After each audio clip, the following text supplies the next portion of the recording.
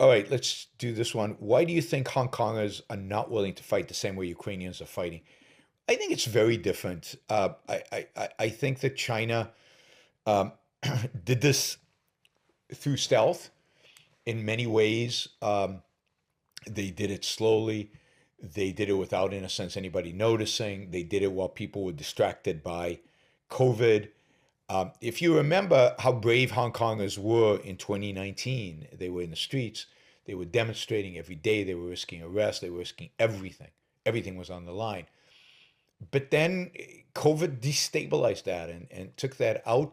And then the Chinese came in. They didn't come in with tanks. They came in and on a kind of low flame, slowly chipped away and took and organized. And if they had come in tanks, I think in 2019, let's say, I think they would have had a fight street by street. The other issue is Ukraine has an army.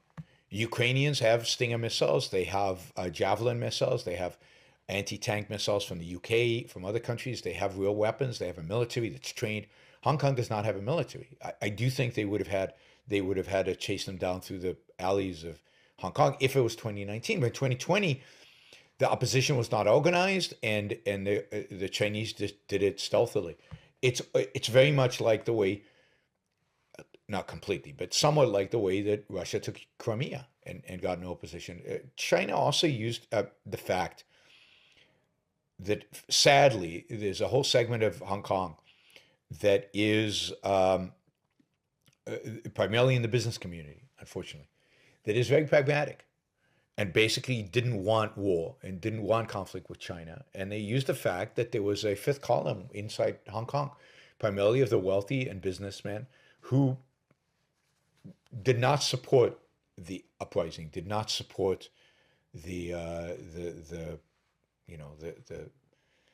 the opposition, and did not support kind of the demonstrations in the street, and they used those forces inside Hong Kong to undermine the opposition within Hong Kong, and in a sense they had a fifth column.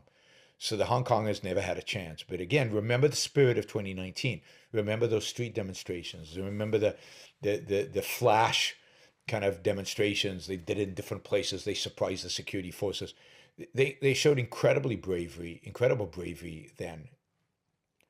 China out-strategized them, the exact opposite of what Putin did. Putin is a disaster in terms of strategy.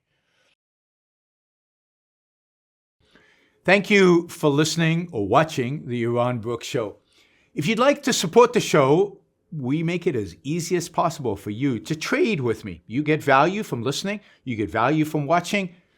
Show your appreciation. You can do that by going to yaronbrookshow.com/support, by going to Patreon, Subscribestar, Locals, and just making a appropriate contribution on any one of those channels. Also, if you'd like to see the Yaron Brooks Show grow, please consider sharing our content and, of course, subscribe. Press that little bell button right down there on YouTube so that you get an announcement when we go live. And for those of you who are already subscribers and those of you who are already supporters of the show, thank you. I very much appreciate it.